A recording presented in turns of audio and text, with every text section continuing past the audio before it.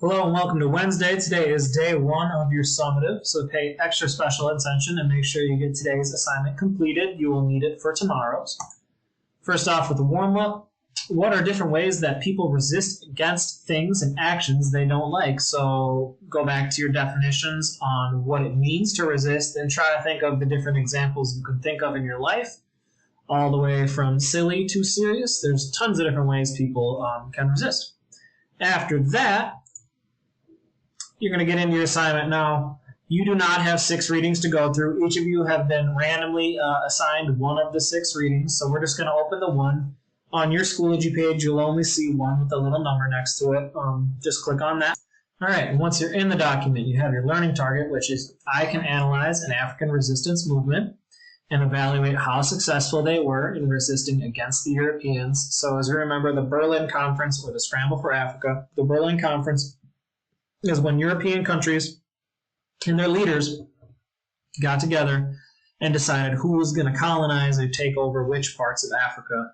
And then you learned about how they were able to do that and what their motivations were in doing that. And today you're kind of learning about how different areas of Africa fought back, because they obviously did not like someone coming in and trying to take over their land, and they were strong, independent peoples who wanted to keep it that way. So you're kind of figuring out how it is that they resisted or fought back. Some quick tips. If you want to have a little assistance in the reading part, there is a link,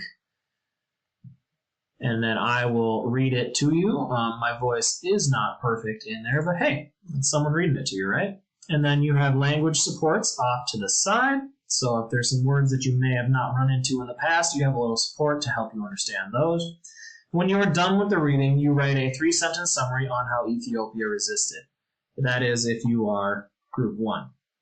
Now, this summary for each reading is probably the most important part, because you are going to be working with this same topic for the next few days. So make sure that you don't rush through this summary. Make sure that you do really detailed and you get the full 3 sentences, because you're more or less going to be working with this subject for a few more days. So you really are going to need to know it. So don't take any shortcuts on this. When you are done, you can move down to the bottom. There's 3 questions that are independent to your reading. So this one is specifically about Ethiopia, and depending on which reading you have, you'll have different questions.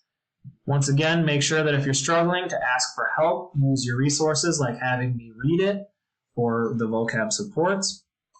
If you need any extra help, feel free to jump on your teacher's Google Meet, and we're there to help you.